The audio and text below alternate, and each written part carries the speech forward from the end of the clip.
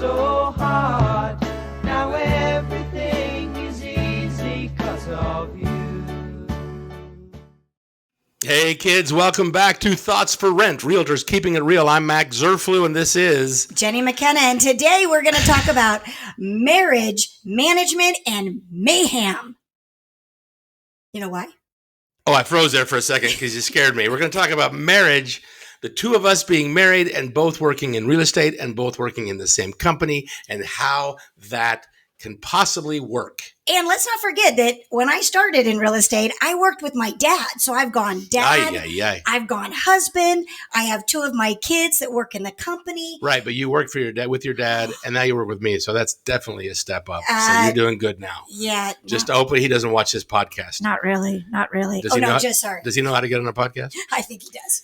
No, but seriously, folks, today we're going to talk about how Jenni and I navigate our marriage and our relationship and our friendship and a partnership together in business, working together as realtors in a property management company and a sales company. That's what we're going to talk about. Buckle up. It's going to be a wild ride. It's going to be wild. One of the things that I always think is crazy about our life is our professional life never ends. So when we're having dinner, we're usually talking about either goals that we want for the company, or we're talking about the problems that we've had at the company. It becomes a lot. So how do we get through that? How come we're still married after 33 years? Because I'm a very patient man. Oh, bullpucky. I don't think that's the case. We must say, you are more apt to talk about work, about things that are bugging you, about the company, staff, all that stuff, more so than I am. I think, like we used to always have a lesson in church. We used to go and say, when you come home from work, just touch the tree in your front yard. And that's where you leave all your troubles, then walk into the house. And when you leave the next morning, you can touch that tree again and start thinking about work. I don't think you've touched the tree lately. Well, I am going to do a TO. Time out. No, I want to go technical. Technical I want to foul? go technical foul. Because so many times you go to dinner and you are saying things that are going wrong with the escrow or an inspection that went wrong. And the thing that frustrates me is you bring it up as a question and I want to help you and I give you my advice and then you're like, no, that's not the way we're going to handle it. You seem very fired up right now, Jenni. I'm going to call it technical on you. Let's keep it real here. Let's keep it Thoughts for Real or Thoughts for Rent. Is it really? Thoughts for real? Keep it real. Yes. Well, obviously both of us talk about work. Obviously it can get frustrating. What I think we do good is that we'll talk about it, but then when either one of us gets a little fed up with listening to it at home, we'll step away. We'll say, I think we should stop talking about work for now. Let's take a little break off of that. So having the ability to turn that switch off is very important. But you can't get away from real estate. Real estate is a 24/7 job. You know, everybody on sales, I'm on sales. You own a property management company. Correct. So it's a little different.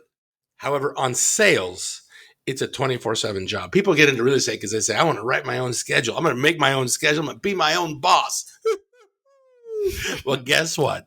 You can be your own boss, but when your customers need you, when your clients need you, you got to be there for them. So we'll be sitting around the house watching a TV show at 9:30, and I might get a message on my phone that I got to go draw up a document. So at 9:45 in my office at home, I'm drawing up a document.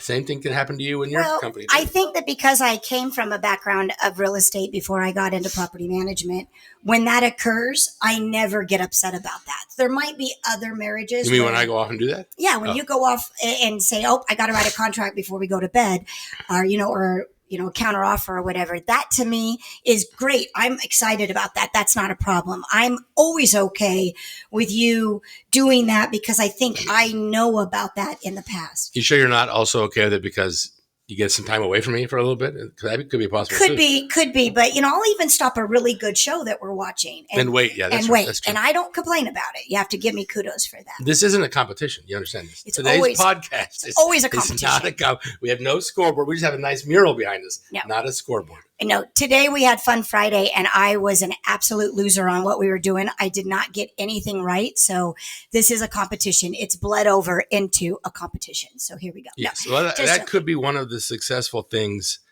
one of the things that helps us be successful in our relationship and our marriage is that you're very competitive. And while I like to be right and I'll argue a point or I'll try to get my 2 bits in there, I'm nowhere near as competitive as you are.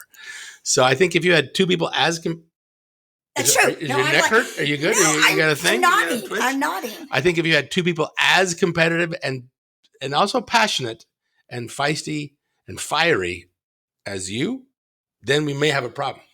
I agree. 2 people that are the same, I think it's difficult in a relationship. No, I agree with you. And Max is right. If you are in a situation where you are living with the person that you're working with, and that's happening a lot, especially because people are doing remote working, they're actually in the same house. Mm-hmm. I like when I am getting fired up, and I like to say just really passionate about what I believe. I like how you just come over to me and you hug me sometimes and just say, okay, you need to calm down. We can take care of this tomorrow. Nobody's on the operation table. Nobody's dying tonight. Let's just take a breath, and you will stop me from continuing that conversation of whatever happened that day. I mean, we have to remember real estate is very important to a lot of people. On my side, it's the largest investment they might make. On your side, you're managing their big investments. So it's very important. And it's not brain surgery. Right. So we just got to, sometimes you got to. There are times where, I do have a team that takes care of the after hours phones, but when there is a true emergency, we've had fires at properties. We've had floods at properties. And police raids. We've had police raids. That's true. Well, we should talk a little bit about that. But yeah, we've had a lot over the course of these 20 years. I know that I step in because you have to. Sometimes you just have to. For sure. I mean, at 2:00 in the morning when we went down to meet the police squad. It was a late Saturday night. It became a late Saturday night date night for us. We sat in our car about just across the street from this rental that had some issues going on, some criminal issues. Yeah. And we got to sit in our car and watch all the SWAT teams, the K9s, the surveillance, everything pull up. So it was exciting, but it was also four and a half hours something of just else sitting there. We did together. So yes. There you go. We can always, we'll always have that house to remember. We will always have that. We'll have the flood that happened where somebody just decided to take the kitchen faucet off and couldn't understand why water wasn't stopping everywhere. And it flooded right. And not only their property, but the property down below as well. You talk about late nights, this company started 20 years ago, if you can believe that. Correct. Craziness. The property management company. Correct. You and your father were in business long before that. But early days when you were managing and growing the company, you'd come home to our house. For a couple of years, I was a stay-at-home dad before I got into real estate. But you'd come home. We'd have some dinner with the kids. You'd tuck them in, do some family stuff. And then I'd say 3 out of 5 days of the week, you'd go back to the office because we only lived about a mile away. And you'd be there till 2 a.m., 3 a.m. I'd be like, when's my wife coming home? You have to, though. And based on that effort, now you've grown to, one of the biggest, if not the biggest property management company in Las Vegas. So you got to do it. You got to do it. And you know what? I would not have been able to do it if I didn't have the support of you. So that also goes into when you have a very good, solid marriage and you're on a good foundation, then you can ask for the leniency when you are doing something like building a company. Mm-hmm. Because I don't care who you are. A company is not going to be built overnight. It's just like I always say, Rome wasn't built in one day. Oh, you said that. You came up with that? I've heard that. Oh, you? Okay. Sorry. Wow. I guess I should take credit Quite a for prophecy. That. I could get into trouble for that. But Rome wasn't built in a day. And there is no company that I know of that I've been affiliated with that grows fast. You have to put your sacrifice. You have to put your time in. You have to be passionate about it. And sometimes those things do probably aggravate your partner, but as long as your partner will give some grace on it for a short period of time, then you will have the benefits of what that is. Yeah. I like that. Give them grace. Yeah, give a little grace. That's grace. true for any relationship, not 2 people that are working together in real estate. You got to be able to give. If you're a spouse and you refuse, you just put up a wall and say, "I'm doing it my way, and I don't care what you want." I mean, that's bound to fail. But I do know, and I'm not putting my mom and dad on the spot here. Maybe I am a little bit. Sounds like you're about to put your mom and dad on the spot. I know that when we would go out together, my mom, my dad, My dad being the official partner of, and the mentor, the mentor and the founder of the McKenna Team Real Estate He's the team. man. He's the man. Yeah. We would go out to dinner, and Dad and I would start talking about real estate. Mm-hmm. And I don't really remember you getting too frustrated with it, but I do remember my mom being frustrated. Sure. My mom would be like, why don't you guys just talk about this at the office? And in my mind, I'm like, we don't have time to talk about this at the office. Well, we're out doing stuff nonstop, email, looking at property, communicating on the phone. And so when I used to get Dad for an hour at dinner, mm-hmm. that was sacred time for me. So it is nice that I remember you were open to that. I remember Sunday dinners at your folks' house. After dinner, we'd sit around the table for a long time, and you guys would talk about business. All the time. We did. And I think I got a lot of rolling eyes. I didn't mind it. I didn't mind it. Why? Because usually if you were talking about business, you had a lot of business and you were getting paid for it. Okay. So. Then you had a good outlook for that. Let's go. Yeah. So I do think that it can cause a lot of problems if you're not careful about making sure that you give that other person some grace. You also have some boundaries. The other person that is passionate needs to understand when the wall is being put up or the boundary is being acknowledged. They can't get upset about it. They need to just breathe and say, look, I get it. We'll talk about this again tomorrow. And you know what? Tomorrow, it may not be as big of a deal. It's a big deal when it's happening. When the AC is out on a rental, it's 117 degrees outside. Mm-hmm. And that individual has tracked me down and is calling me every 15 minutes. It becomes like over encompassing.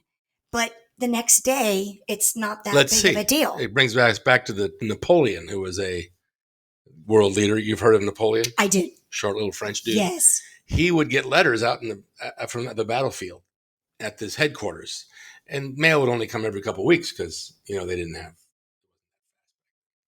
But he'd get mail, and he'd get a letter, and it would say, "Hey, I got this problem. I got this guy's misbehaving. I got this. I get that." He'd just put the letter aside and say, if I don't hear anything back about this in 2 more weeks, then it will have been handled. So sometimes you have to be able to go, let's just take a breath and let's see what happens. Let's see if this thing will resolve itself. So I have a question. Do you think it's a good idea that husband and wives get into business together? No. No. I don't think so. Wow. I think you and I have made it work, and we've made it work. But I bet if you did some averages, I bet in many cases it doesn't work. Wow. Okay. Interesting. I'm surprised that you said that. Let me ask you, Jenni, do you think husbands and wives should go into business together? I do. And the reason I say yes to that is because you're growing something together. So the pains are the same. The achievements are celebrated together. Mm-hmm.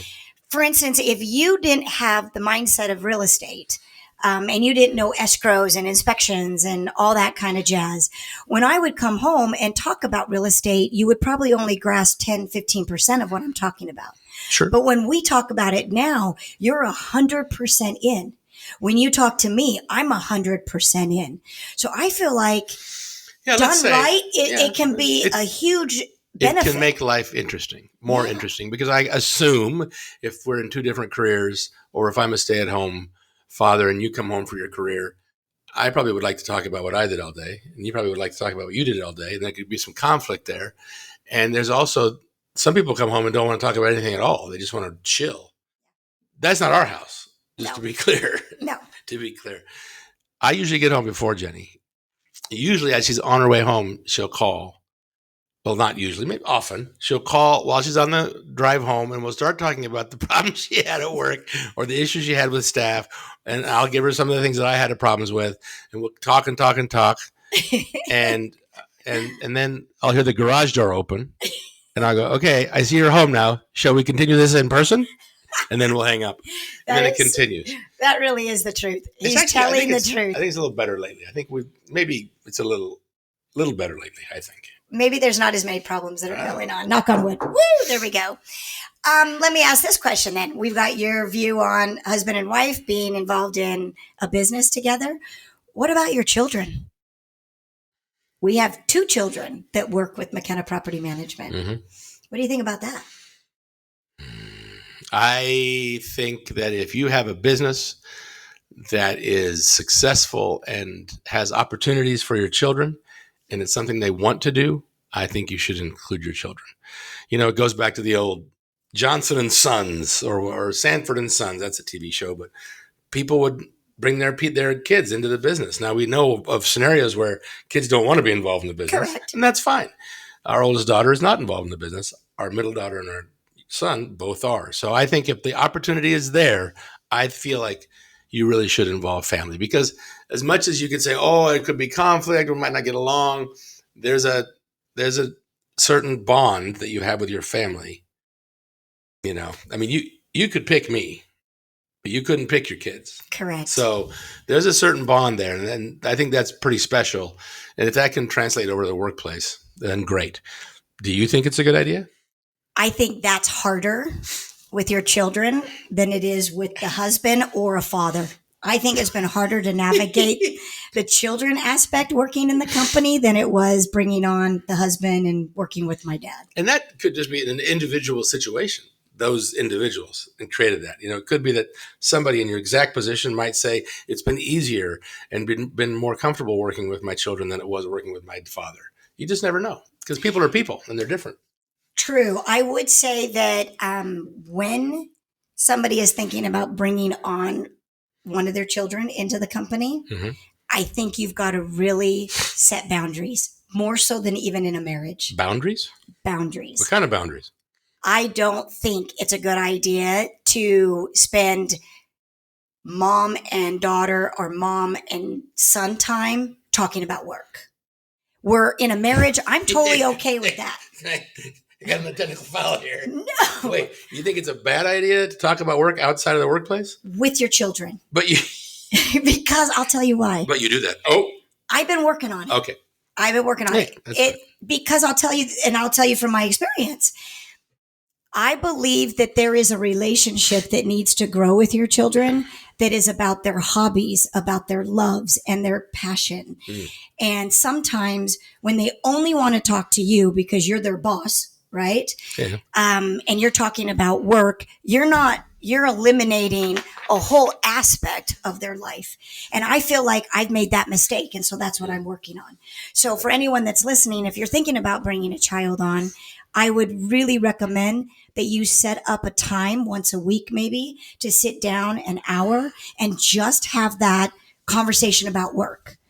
And then when you go out to dinner at a family event, really work on not bringing up work. Now, if there was a funny experience. Well, I was going to say, it's so hard because we have so many things that we laugh about.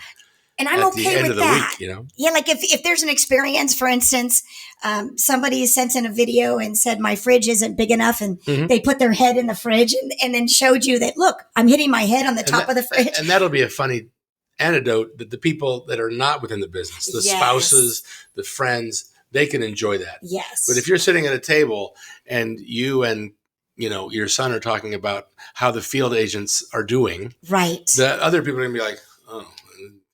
But I've had the tendency to do that because in my brain, nothing ever shuts off when it comes to property management or real estate. I'm always thinking, or anything. Really. What can I do next? How can I make it better? What problem was there that I need to solve? And let's solve it now. Mm-hmm. So my recommendation would be don't make that mistake that I made. Try not to, yeah. And try and make sure that you have those boundaries with your kids. Your kids are your kids. When they walk through the door, they're an employee or a team member. And try and keep that as separated as possible. Sage advice. You're wise beyond your years, Jenni. But it's weird that you and I, as husband and wife, can work. Well, I thought you said it was a good idea to work with your wife. Yeah, that's what I'm saying. Like how you and I can make it work, where we can talk about work all the time and never feel like that's a negative thing. But then you bring a child in, and then it becomes sort of negative. It doesn't have to be. Again, it's individuals. It's just how it works out. I mean, sometimes I want to just look at you and go, okay, let's just stop.